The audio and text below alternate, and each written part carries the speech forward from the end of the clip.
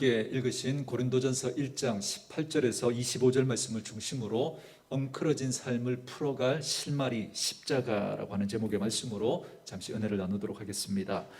고린도 교회는 문제가 아주 많은 교회다 말씀드렸죠. 그러니까 실타래가 이렇게 엉클어져 있는 그런 교회와도 같은 교회가 바로 고린도 교회였습니다. 그래서 도대체 어디서부터 풀어야만 이 엉킨 실타래를 풀 수 있을지 엄두가 나지 않을 만큼 그렇게 혼란한 교회가 고린도 교회였습니다. 도덕적으로 윤리적으로 타락해 있었을 뿐만 아니라 심지어 성적으로 세상보다 못한 모습이 고린도 교회였습니다. 그리고 성도들끼리 서로 고소하고 고발하고 그런 법적인 소송의 문제가 걸려 있었고, 그리고 많이 가진 자는 적게 가진 자를 배려하지 않고 또 적게 가진 자는 많이 가진 자를 비난하고 다투는 일이 이 먹는 문제로부터 시작해서 여러 모습으로 나타났기 때문에 이 시끄러운 교회, 정말 교회라고 말할 수 있을까 싶을 정도로 그렇게 문제가 많았던 엉클어진 실타래처럼 그렇게 꼬여 있었던 교회가 바로 고린도 교회였습니다. 저는 이 이야기를 우리에게도 적용해 볼 수 있다 싶습니다. 여러분, 인생이라는 게 참 왜 이렇게 살기가 쉽지 않은지 이런저런 문제들로 엉클어져 있는 우리들의 삶의 모습을 보게 됩니다. 이 문제가 채 해결되지도 않았는데, 그런데 또 다른 문제들이 일어나면서 엎친 데 덮친 것 같은 일들이 켜켜이 쌓이면서, 그래서 도저히 풀 수 없는 엉클어진 실타래처럼 그렇게 우리들의 삶이 느껴질 때도 있습니다. 그렇게 엉클어진 실타래 같은 그 인생에서 도대체 우리는 실마리를 어디에서부터 찾아야 될까라고 하는 그런 고민을 하게 될 때, 그때 저는 이 고린도 전서가 하나님이 우리에게 그 실마리를 풀 수 있는 그런 아주 귀중한 메시지가 담겨져 있다 생각이 되어집니다. 여러분, 그렇지 않습니까? 우리의 인생이라는 게 엉킨 그 실타래처럼 그런 문제들이 얼마나 많습니까? 근데 이런 문제들이 어디서부터 풀어야 될까? 여러분, 그런 생각 들지 않습니까? 사람과의 관계도 여러분 그렇지 않나요? 얼마나 이 사람 관계가 힘듭니까?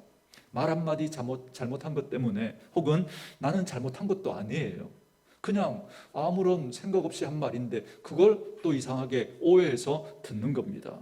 그러면서 자꾸 나에 대해서 오해하고 나를 비난하고 나를 공격하고, 나는 그냥 웃은 건데 그냥 그걸 보고 비웃었대요. 나는 그냥 본 건데 눈에서 살기가 느껴진대요. 제가 직접 그런 일 당해봤거든요. 저는 제가 너무 힘들어서 울면서 막 그렇게 기도하다가 충혈된 눈으로 본 건데, 근데 내 눈에서 살기를 느꼈대요. 여러분, 그렇게 하는 일들이 일어날 수 있는 거죠. 나는 그런 의도로 한 말이 아닌데, 그런데 남편이 또 아내가 또 자식들이 그 말에 상처를 받기도 하고, 나는 잘못이 없는데도 사고가 생기기도 하고, 여러분, 우리들에게 이런 일들이 얼마나 많습니까?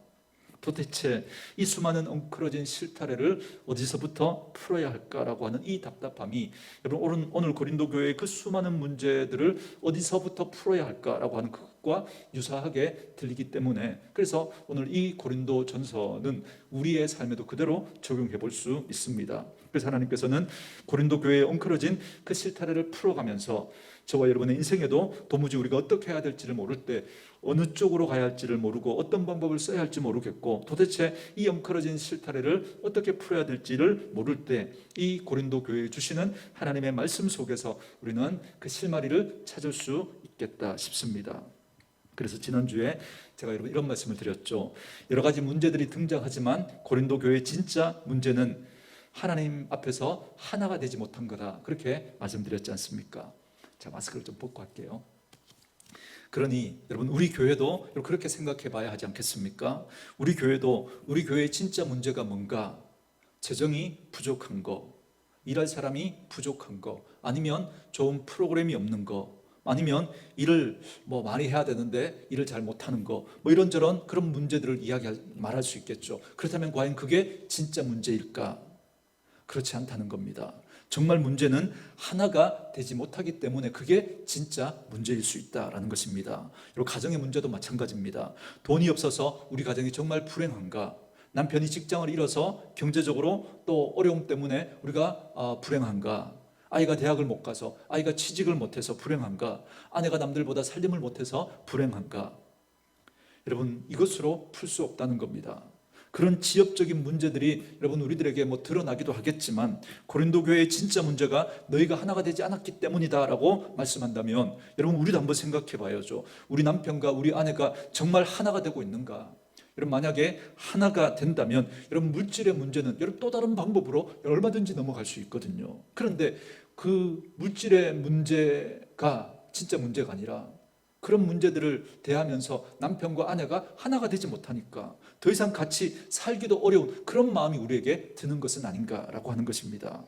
그런 근본적인 원인을 하나님께서 먼저 언급하셨죠. 그래서 고린도 교회의 진짜 문제는 하나가 되지 못하는 것이다, 그렇게 언급하시고 난 다음에 이제 고린도전서 1장 18절부터 25절 오늘 본문에서 그 문제를 어떻게 풀어갈 것인가에 대한 근본적인 근원적인 답을 우리에게 먼저 제시하고 있습니다.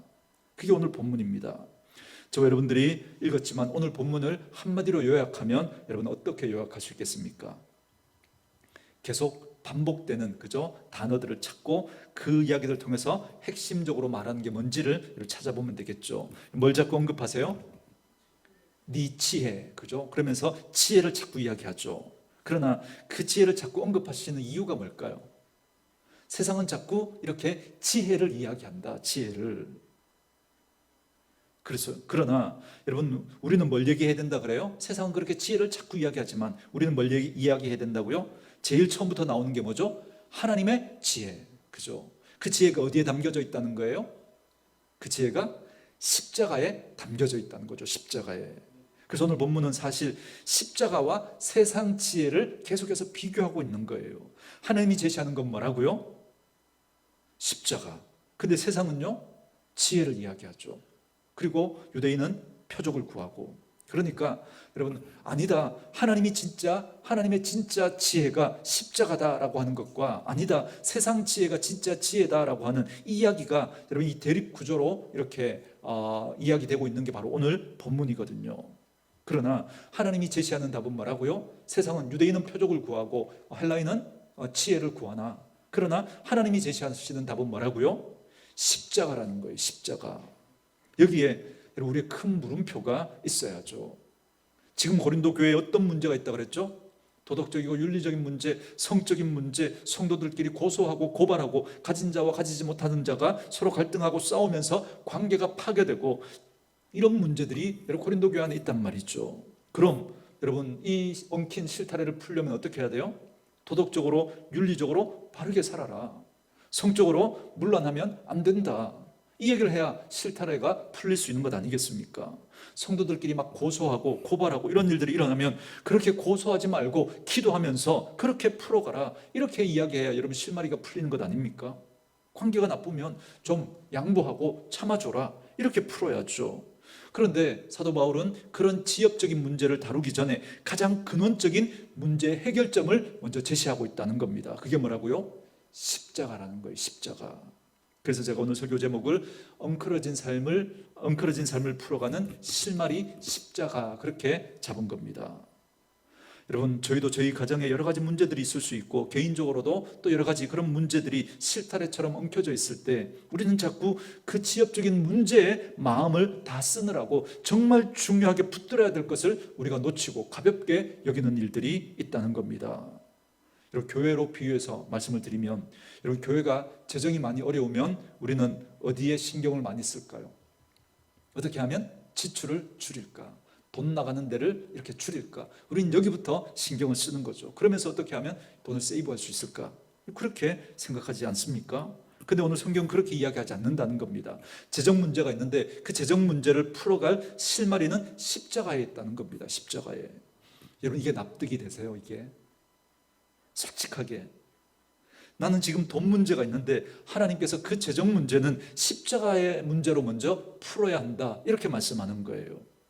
이런 봉사를 많이 해야 되는데 그런데 사람들이 잘 안 모이는 거예요. 이 봉사로. 그런 문제를 어떻게 풀어가야 될까요? 그러면 우리 이렇게 하죠. 막 이렇게 연락을 해서, 그죠? 사람들을 끌어모으고, 그리고 목사님이 광고 시간에 광고를 좀 세게 해서 사람들한테 좀 나오라고 하고, 여러분 그렇게 우리는 해야 한다, 그렇게 생각하는 거잖아요. 그죠? 그리고 제가 좀 이렇게 큰 교회 부목사로 섬겨보니까, 그죠? 교회 광고가 얼마나 많아요, 해야 될 게. 그런데 거기 그런 광고들뿐만 아니라 또 뭐 쪽지가 막 올라와요. 이런 것도 광고해달라고. 뭐 그러면서 목사님이 광고를 세게 해야 여전도에 바자할 때 사람들이 많이 모이고 물건이 많이 팔리고, 뭐 그러니까 자꾸 이 광고 부탁이 많아지는 거죠. 우리는 자꾸 문제를 그렇게 풀어가려고 하는 거죠. 그런 방법을 우리가 쓰고 싶은 거예요. 근데 거기에 대해서 오늘 본문은 뭐라고 하느냐면, 먼저 십자가로 그 문제를 풀어가야 한다라는 겁니다. 봉사자가 많이 모이는 문제를 해결하려면 먼저 십자가로 풀어야 한다는 거예요. 먼저 사랑하는 우리 식구들이 십자가에 대한 그 태도와 자세가 명확해지면 봉사가 왜 필요하고 왜 봉사하는지에 대한 마음에서부터 우러나오는 그런 동감이 여러분 있어지게 되고, 그래야 그 문제가 진짜 여러분 풀어질 수 있다는 겁니다.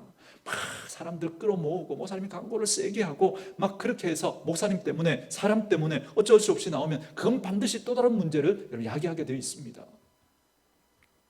여러분, 이게 성경의 지금 제안입니다. 그래서 오늘 저와 여러분은 그 생각을 좀 하려고 하는 겁니다. 내 삶의 문제들을 풀어갈 때도 도무지 우리 가정은, 우리 아이의 문제는, 우리 가정의 물질과 건강의 문제는, 혹은 관계의 문제는 어디서부터 풀어가야 할까라고 할 때, 누구도 눈치채지 못하고 있을 때, 적어도 오늘 이 예배에 참석한 저와 여러분들만큼은 그 엉클어진 삶의 실타래를 푸는 그 실마리가 십자가다라고 하는 이 생각을 우리는 먼저 붙들고 있어야 한다는 겁니다. 여러분, 혹시 어느 소그룹의 혹은 어떤 단체의 리더이고 그리고 거기에 대한 책임을 가지신 그런 분들이라면 더더욱 우리가 이걸 빨리 눈치채야 됩니다. 그러니까 저는 교회를 이끌어갈 때 제가 제일 마음 많이 써야 될 게 어디냐면, 어떻게 하면 재정을 잘 운영할까? 어떻게 하면 사람들을 많이 모으게 할까? 어떻게 하면 일을 더 화려하게 잘할까? 제가 여기에 더 많은 신경을 쓰는 게 아니라, 어떻게 하면 우리 성도들을 더 많이 그 십자가로 나아갈 수 있게 할까? 어떻게 하면 그 십자가가 그 마음에 선명하게 새겨질 수 있게 할까? 이게 제 고민이고, 여기에 저는 더 마음을 많이 써야 한다는 겁니다.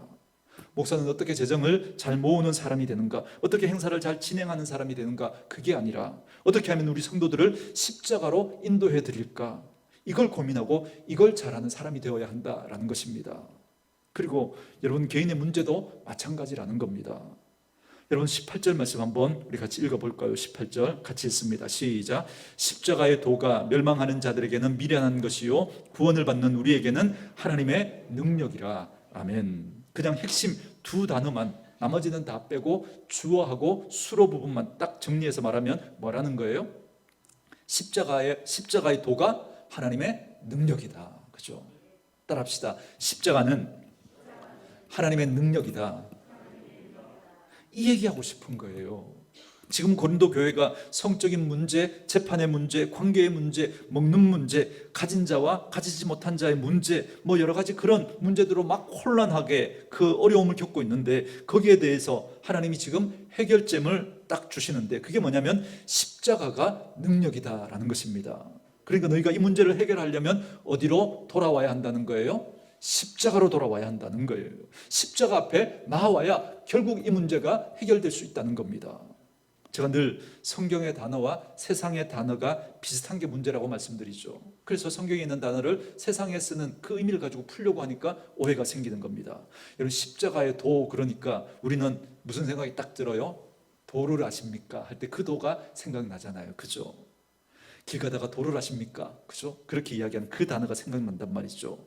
여러분, 여기 십자가의 도라고 할 때 이 도는 메시지라는 뜻입니다. 메시지. 그러니까 십자가에 담아 놓으신 하나님의 마음, 십자가에 담아 놓으신 하나님의 메시지가, 그게 능력이라는 거예요. 무엇이 능력인가? 고린도 교회처럼 엉클어진 교회가 어떻게 실마리를 찾을 수 있는가? 다시 십자가에 담아 놓으신 하나님의 마음, 십자가에 담아 놓으신 하나님의 메시지가 우리에게 있어야 한다는 겁니다. 그것이야말로 하나님의 능력이라는 겁니다. 제가 여러분들에게 늘 직구전 표현들을 자주 해드리죠. 여러분, 찬양팀은 찬양을 잘하는 게 목적이 아니라 그랬죠. 그게 주된 사역은 분명해요. 그죠? 근데 찬양을 잘하는 걸 목적으로 삼아버리면, 여러분, 그러면 십자가를 놓쳐버립니다. 찬양을 잘하는 게 목적이면, 성가대가 찬양을 잘하는 게 목적이면, 그죠? 막 찬양 연습하다가 자꾸 막 화를 내요. 막 하다가 막 악보를 던지고 막 나가고, 그죠? 신경질 내고 찬양을 잘하는 게 목적이 되어버리면 우리가 십자가의 도를 잃어버리게 되는 거예요. 여러분, 교회의 존재 목적이 뭐예요? 사람을 많이 모으는 걸 목적으로 삼아버리면 여러분 십자가의 원리를 놓쳐버리는 거예요. 어떻게 해서든 사람을 많이 모으려고 하는 거예요. 그래서 여러분 십자가의 도를 놓쳐버린다니까요. 도리어 성경은 이렇게 말하는 거죠. 자질구리한 그런 문제들이 생길 때마다 과연 우리 성가대는, 우리 찬양팀은, 우리 교회는, 우리 전도회는, 우리 구역은 십자가에 머물고 있는가? 십자가에 담아놓으신 그 하나님의 마음에 합한 태도를 우리는 가지고 있는가? 이걸 점검하는 일이 매우 중요하다는 겁니다. 그게 여러분 그 문제를 풀어가는 실마리가 될 거라는 거예요. 왜냐하면 십자가가 능력이라고 말씀하고 있기 때문에 그렇습니다. 근데 더 재밌는 건 뭐냐면 18절 보세요. 멸망하는 자들에게는, 멸망하는 자들이 누굴까요? 십자가의 도가 멸망하는 자들에게는 미련한 것이요 구원받는 누구에게는요? 우리들이니까 멸망하는 자들은 누구를 말하는 거예요? 구원받지 않은 사람들, 예수 믿지 않는 사람들에게는 이 말이죠. 그 십자가가 어떻게 보인다고요? 미련하게 보일 거라는 거예요. 제가 늘 이렇게 말씀드리죠. 구원은 두 가지 이동이라고. 하나는 뭐의 이동이요?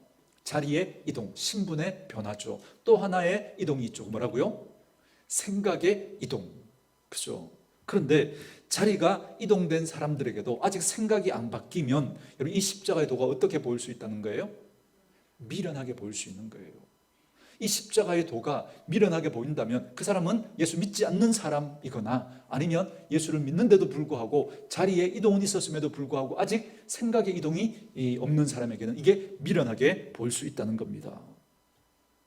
여러분, 제가 여러분들에게 지금 이렇게 말씀드리잖아요. 돈 문제, 고소 문제, 관계 문제, 이런 어려움이 있는 이 고린도 교회에 있는 이런 문제들, 이걸 풀어가는 실마리가 하나님이 제시하는 십자가라고.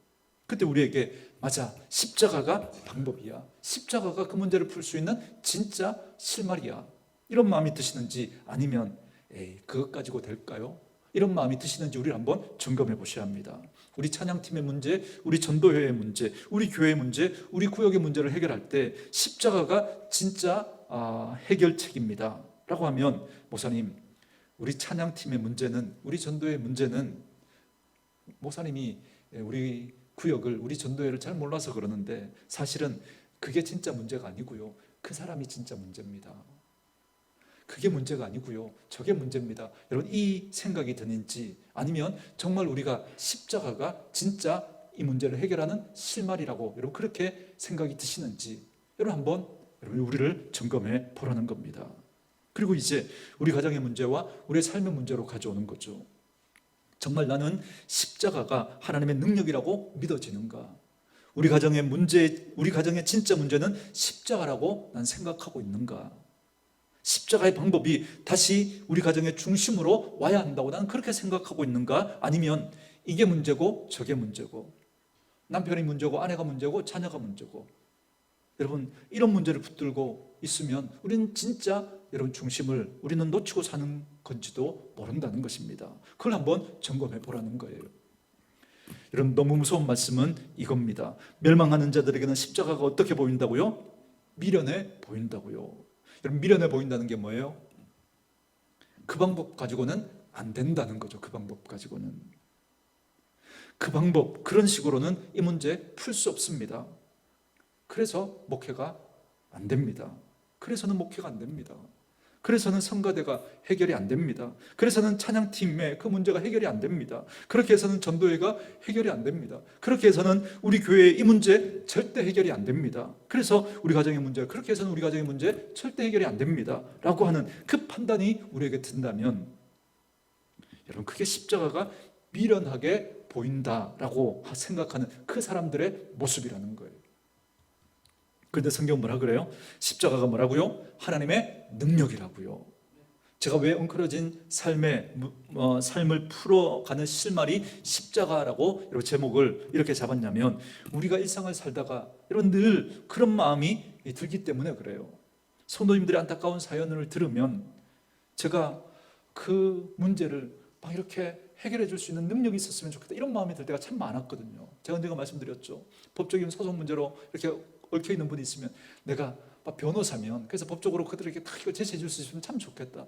어떤 뭐 이렇게 그 질병의 문제로 고통하는 분을 보면 내가 참 의사여서, 실력이 좋은 의사여서 그 병을 고쳐줄 수 있었으면 좋겠다. 뭐 돈 문제로 오늘 겪고 있으면 내가 돈이 많아서 그 문제를 좀 해결해 줬으면 좋겠다. 이런 마음이 들 때가 참 많았거든요. 그런데 저는 그렇게 해결할 수 있는 방법이 없는 거예요. 방법을 모르겠는 거예요. 만약에 제가 이렇게 그분들의 문제를 막 이렇게 저렇게 해서 막 해결해 드리고, 그래서 그분들이 막 힘이 막 딱 나가지고, 그죠? 그래서 다시 실망하지 않고, 그래서 막 용기 내서 살아갔으면 좋겠는데, 그런데 딱히 어떻게 말씀해 드릴 것도 없고, 격려해 드릴 것도 없고, 저 역시도 방법을 모르겠는 거예요.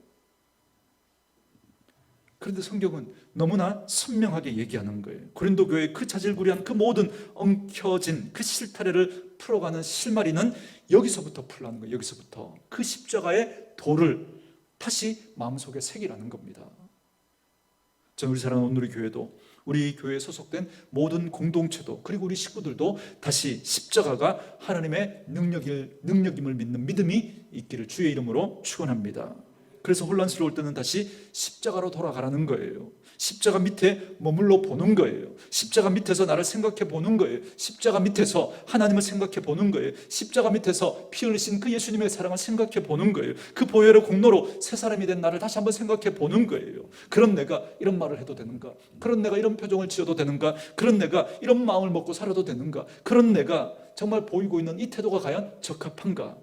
하나님은 내게 무엇을 요구하시는가? 다시 한번 생각하면서 정말 하나님의 능력이 된 그 십자가 밑에서 다시 우리의 모습을 한번 살펴보는 거예요. 지금 고린도 교회 문제를 해결하시는데 더 재미있는 표현은 이겁니다. 여러분 11절 한번 보세요. 십자가의 도가 멸망하는 자들에게는 미련한 것이요 구원받는 누구에게는요? 우리에게는. 이렇게 말하면서 성도 개개인에게 이걸 적용하고 있는 거예요. 여러분 고린도 교회의 문제잖아요, 그죠? 그래서 교회는 여러분 건물이 아니고 사람인 거예요. 그래서 그 교회 문제를 이야기하면서 성도 개개인에게 지금 적용하고 있는 겁니다. 구원받은 우리들에게는, 교회에게는 이렇게 말하지 않고 우리에게는 이렇게 말하죠. 그게 하나님의 능력이 될 거라는 거예요, 십자가가. 그러니까 여러분 십자가를 믿는 그 믿음을 여러분 우리의 일상으로 꼭 가지고 오셔야 됩니다. 우리 성도 한 분 한 분이 여러분 그 십자가의 그 문제를, 그 믿음을 여러분 일상으로 가져오셔야 됩니다. 여러분 저와 여러분들이 가진 이 믿음은 종교 생활이 아니라고 제가 늘 말씀드리죠. 여러분 종교 생활은 어떤 거냐면, 그러고 보니까 제가 예전에 그죠? 종교 생활을 했던 것 같아요. 저는 초등학교 때 종교가 뭐냐 그렇게 물으면 저는 불교 이렇게 썼습니다. 왜냐하면 저는 절에도 한 번 안 가봤거든요. 그런데 저희 외할머니와 저희 어머니가 1년에 한두 번씩 절에 가는 거예요. 4월 초 8일 날 아니면 특별하게 교회에서 무슨 행사가 있으면 그때 절에 가는 걸 봤어요. 그러면서 저도 자연스럽게 종교 그러면 그죠? 불교 그렇게 말하고, 조금 더 크니까 어머니가 또 저를 데리고 교회도 한번 데리고 가시더라고요.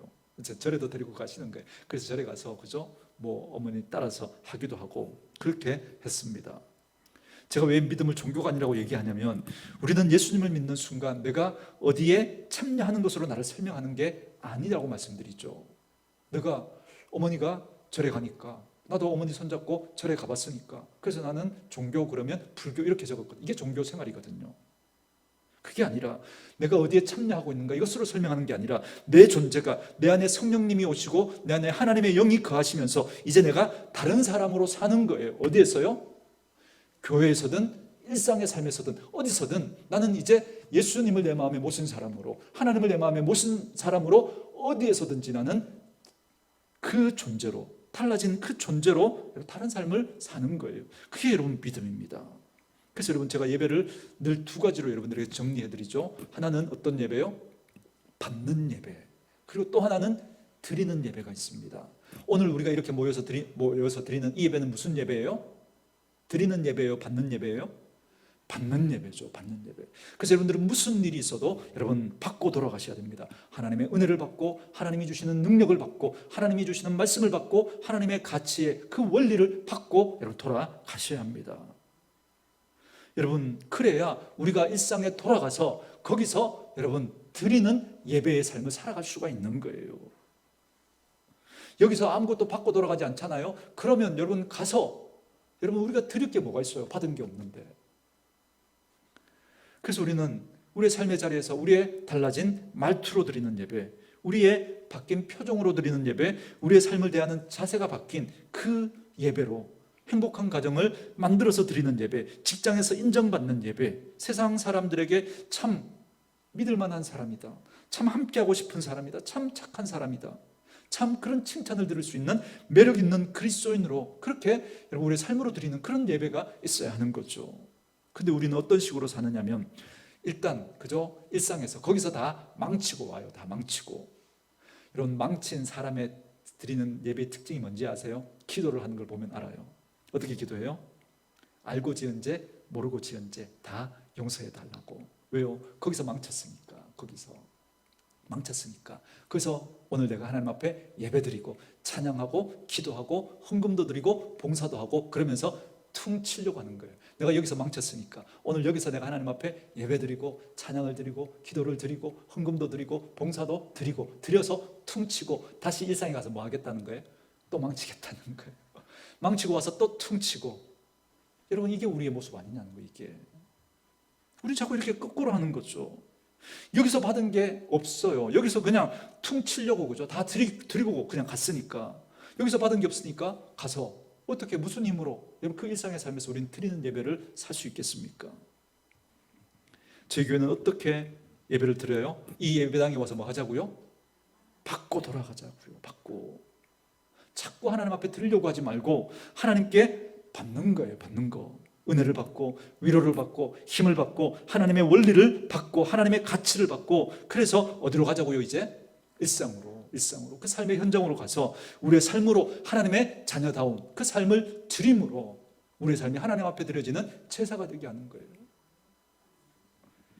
어떻게 해요? 완벽하게? 아니죠. 완벽하지 않더라도 한 걸음 한 걸음 그렇게 나아가는 거예요. 여러분 전에 50점짜리였는데 그런데 10점짜리로, 전에는 10점짜리였는데 이제는 20점짜리로, 그렇게 여러분 하나님 앞에 우리의 삶을 드리는 거예요. 여러분 하나님은 90점짜리를 좋아할까요? 아니면 10점짜리를 좋아하실까요?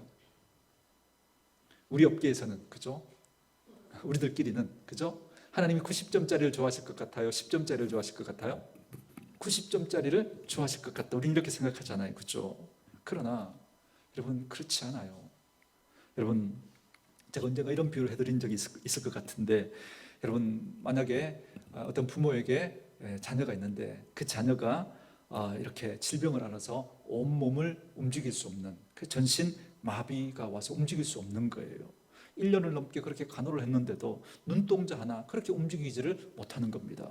근데 어느 날 갑자기 아침에 일어나 보니까 그 아이가 손가락을 움직이는 거예요.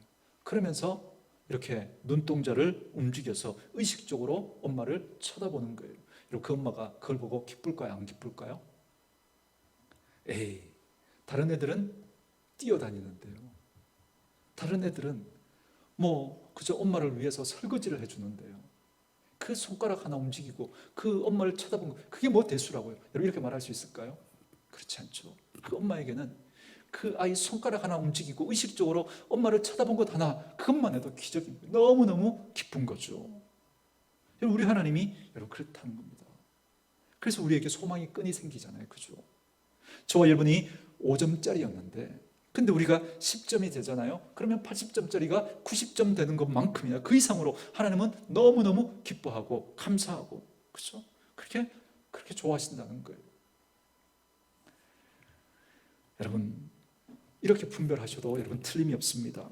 예배당에 올 때마다 받으러 오는 마음이 없잖아요. 그럼 내 삶의 변화는 안 일어나겠구나. 미리 예상하고 계셔도 됩니다. 예배당에 와서 예배를 드리고 기도를 하고 말씀을 듣고 찬양을 하면서 내가 지금 하나님께 뭘 해주고 있다, 이 생각을 하고 있잖아요. 그러면 여러분들이 이렇게 예상하라니까요. 내 삶은 잘 안 변하겠구나. 내 인격은 잘 안 변하겠구나. 작년이나 올해나 똑같겠구나. 내가 자꾸 하나님 앞에 뭘 한다라고 생각한다면 여러분들은 절대 변하지 않습니다. 그것 때문에 우리가 더 교만해질걸요. 근데 자꾸 예배당에 올 때마다 하나님께 받고 싶은 그 사모함이 자꾸 생기는 거예요. 말씀을 들을 때, 기도할 때, 찬양을 부를 때 그 찬양의 가사와 곡조 때문에 내 마음이 막 울컥울컥하고 내 마음이 뜨거워지고, 그러면 그게 여러분 받고 있는 거예요. 그게. 그러면 여러분 예상하셔도 돼요. 내 표정이 바뀌겠구나. 내 말투가 바뀌겠구나. 내 몸짓이 바뀌겠구나. 여러분, 틀림없습니다. 그게 있어야 바뀝니다. 그게 있어야. 우리 교회는 믿음을 일상으로 가져오셔야 됩니다. 오늘 고린도 교회의 이러저러한 문제들은 일상적인 문제인 거죠. 그 도덕적으로 타락하고 성적으로 타락하고 고소의 문제, 먹는 문제, 자리 문제, 이게 다 일상의 문제잖아요. 그 문제를 뭘로 해결해요? 지금 뭐가 능력이라고요? 십자가가 능력이라고요. 그러니 그 십자가 밑으로 가셔야 됩니다. 그 십자가 밑으로. 십자가를 우리 삶에 모셔오셔야 합니다. 그런데 우리는 이 방법에 익숙하지가 않은 거예요. 왜요? 익숙하지가 않으니까. 여러분, 세상에 쓰는 방법, 그 방법에 우리가 더 익숙하니까 그래서 그런 거예요.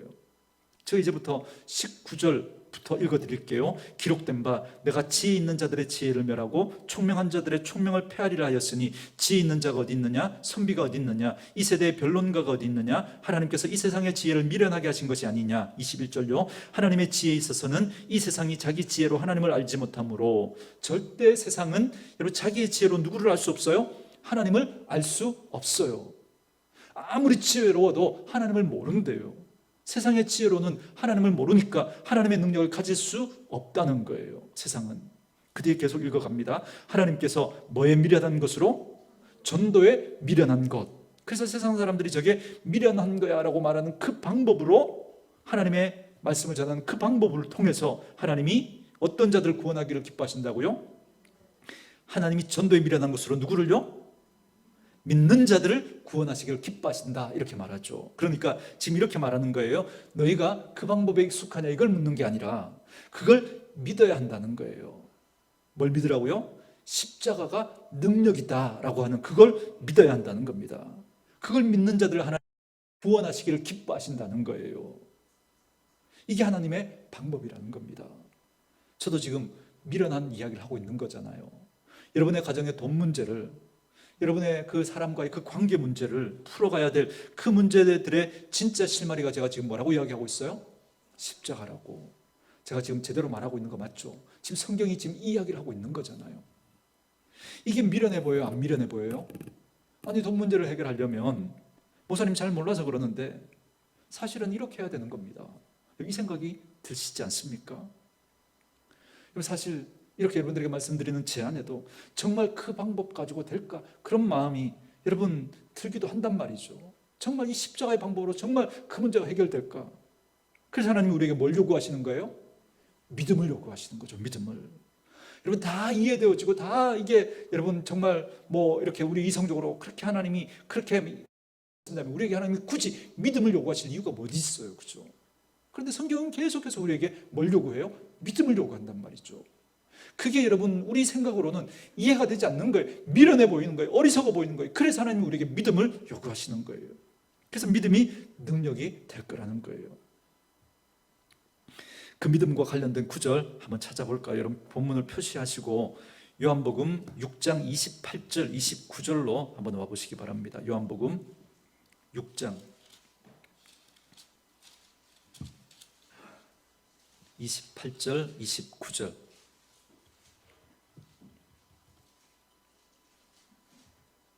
같이 읽습니다. 시작. 그들이 묻되 우리가 어떻게 하여야 하나님의 일을 하오리까? 예수께서 대답하여 이르시되 하나님께서 보내신 이를 믿는 것이 하나님의 일이니라 하시니. 아멘. 자, 28절 질문이 뭐예요? 우리가 어떻게 해야 하나님의 일을 할 수 있냐? 이렇게 묻죠. 근데 여러분 하나님의 일이라는 게 뭘까요? 하나님의 일. 우리 교회는 어떤 일을 해야 하나님의 일을 잘하는 것일까라고 할 때 여러분 우리에게 드는 생각이 뭐예요? 어떤 그죠? 뭐 전도, 뭐 선교, 구제, 우리 자꾸 이런 것들이 먼저 생각이 나잖아요. 그죠?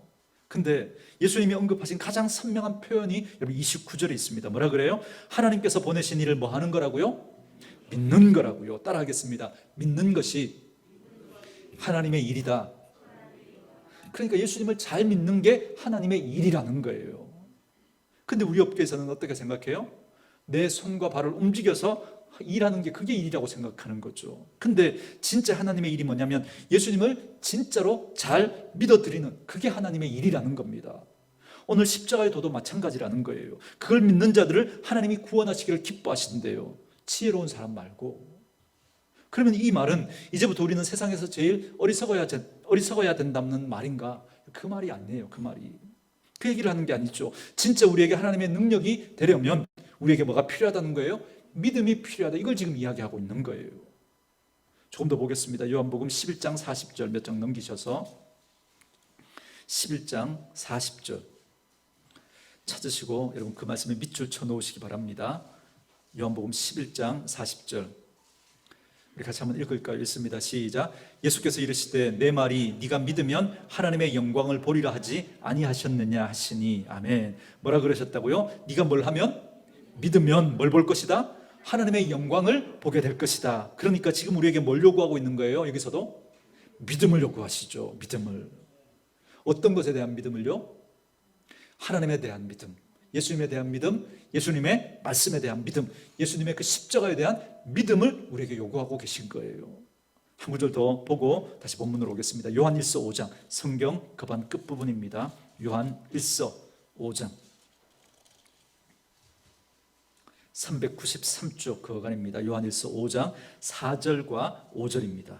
요한일서 5장 4절과 5절 말씀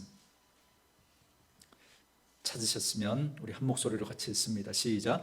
무릇 하나님께로부터 난 자마다 세상을 이기느니라. 세상을 이기는 승리는 이것이니 우리의 믿음이니라. 예수께서 하나님의 아들이심을 믿는 자가 아니면 세상을 이기는 자가 누구냐. 아멘. 뭐라고요? 세상을 이기는 이김이 뭐라고요? 우리의 믿음이라고요.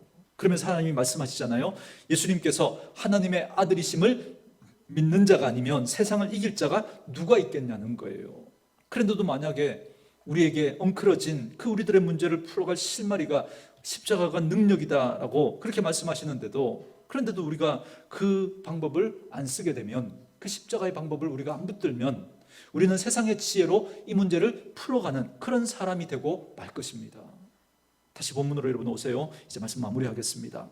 22절 말씀, 요한복음 고린도전서 1장 22절 말씀 다시 돌아오셔서, 유대인은 무엇을 구한다고요? 표적을 구하고, 헬라인은요 지혜를 구한대요. 그런데 여러분 23절에 우리는 십자가에 못 박힌 그리스도를 전하니 유대인에게는 꺼리끼는 것이요 이방인에게는 미련한 것이로다, 이렇게 말합니다. 여러분 유대인들에게는 십자가가 꺼리끼는 거래요. 여러분 왜 그럴까요?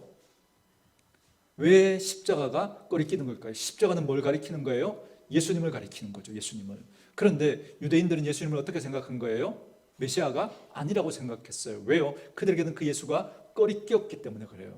그들에게는 선입견이 있었어요. 어떤 선입견요? 그들이 기다리는 하나님의 아들 메시아는 어떤 사람이에요? 그죠? 왕 같은 그런, 이 세상을 호령하는, 이 세상을 제압할 수 있는 그런 능력을 가진 그런 메시아라고 생각을 했던 겁니다. 그런데 예수님이 어디에서 태어났어요? 말구유에. 어디에서 죽어요? 십자가의 무기력한 모습으로 죽으니까 그런 예수라면 메시아일 수 없다는 거예요. 그래서 유대인들에게는 꺼리끼는 거였어요. 그런데 헬라인, 이방인에게는 십자가가 어떤 거라고요? 미련한 거래요. 왜 미련할까요? 어리석어 보일까요? 왜 미련하고 어리석어 보일까요? 여러분 헬라인, 그리스인 하면 여러분 딱 떠오르는 생각이 뭐예요? 철학하는 사람, 그죠? 철학하는 사람. 여러분 철학이라는 게 어떤 거예요? 사람의 머리로 아주 합리적이고 논리적인 체계에 의해서 세상을 설명하고 무엇이 진리인지를 밝혀내려고 하는 아주 심오하고요, 아주 오묘하고 논리적인 학문이 철학이거든요. 근데 예수님이 어떻게 말해요? 어떤 사람이든지 누구라도 상관없이 그 예수를, 그죠? 믿으면 우리의 모든 죄가 용서받고 우리가 하나님의 자녀가 될 수 있다라고 하는 거예요. 여러분 이게, 여러분 이 철학을 하는 헬라인들에게는 이게 막 오묘하고 아주 깊은 진리를 담고 있는 거예요. 아니면 미련하고 어리석어 보여요? 미련하고 어리석어 보이는 거죠. 그래서 그들은 십자가를 받아들이지 않는 거예요. 오늘 여러분 비슷한 경우들이 우리에게 얼마나 많습니까? 오늘도 이런 분들이 있죠. 하나님이 살아계시다면, 그죠? 그 하나님이 살아계신 증거를 보여봐라. 그러면 내가 믿어줄게. 그러잖아요. 이 사람들이 바로 오늘 유대인들과 똑같은 태도인 거죠. 정말 하나님이 살아계신다면 한번 그렇게 표적을 보여보라는 겁니다. 그렇지 않으면 못 믿겠다는 거죠. 이건 표적을 구하는 유대인들과 똑같은 태도죠. 근데 좀 배운 분들, 그죠? 그런 분들이 또 뭐라고 얘기하느냐면, 종교는 인간들이 자기의 안에 있는 그 문제를 해결하기 위해서 인간들이 만들어낸 그 산물에 불과하지, 그걸 진짜 진리인 것처럼 그렇게 믿는 건 좀 어리석은 거지, 이렇게 생각한단 말이죠. 마치 헬라인처럼. 근데 하나님 뭐라고 그러시는지 여러분 읽어볼까요? 23절부터 25절까지 우리 같이 한번 읽겠습니다. 시작. 우리는 십자가에 못 박힌 그리스도를 전하니 유대인에게는 꺼리낀 것이요 이방인에게는 미련한 것이로되 오직 부르심을 받은 자들에게는 유대인이나 헬라인이나 그리스도는 하나님의 능력이요 하나님의 지혜니라. 하나님의 어리석음이 사람보다 지혜롭고 하나님의 약하심이 사람보다 약하니라 강하니라. 저 여러분에게 이 믿음이 있기를 주님의 이름으로 축원합니다. 이 믿음이 하나님의 지혜이고 하나님의 능력이 될 거라는 거예요. 십자가에 대한 이 믿음이. 그리고 25절에 당당하게 겨뤄보라는 거죠. 하나님의 약하심이, 하나님의 어리석음이 사람의 지혜보다, 사람의 강함보다 더 지혜로우며 더 강하다는 거예요. 여러분, 그런데 이 세상 쪽에 익숙한 우리들은 자꾸 이 생각이 드는 거죠. 아닌 것 같은데요. 표적을 봐야 할 것 같고, 그리고 사람의 방법이 더 빠른 것 같은데요. 이 생각이 자꾸 우리에게 든단 말이죠. 근데 엉클어진 삶을 사는 우리들에게 하나님이 제시하는 방법이 뭐냐면 아니라는 거예요. 정말 십자가의 도는 하나님의 능력이 될 것이고 하나님의 지혜가 될 거라는 거예요. 내가 방법을 모를 때, 내가 방향을 모를 때, 내가 길을 잃었을 때 내가 찾아가야 할 곳이 다시 십자가 밑이라는 거예요. 여러분의 자녀를 십자가 밑으로 데리고 오셔야 합니다. 여러분의 가정을 십자가 밑으로 다시 끌고 오셔야 합니다. 그리고 여러분의 심령을 그 십자가에 맞추셔야 합니다. 이게 여러분 그 문제를 해결하는 가장 근본적인 해결점이 될 거라는 거예요. 이게 먼저 우선이 되어야 한다는 겁니다. 이게 이런 말씀드리죠. 예배당은 여러분들이 일하러 오시는 게 아니라고 하나님께 은혜를 받으러 오셔야 됩니다. 하나님께 은혜를 받으셔야 여러분의 삶이 진짜로 바뀔 수가 있기 때문에 그렇습니다. 이걸 볼 수 있는 눈이 저와 여러분에게 있기를 바라고, 그래서 그 십자가가 하나님의 능력이고 지혜임을 믿고 믿음으로 승리하며 살아가는 저와 여러분들 될 수 있기를 주의 이름으로 축원합니다.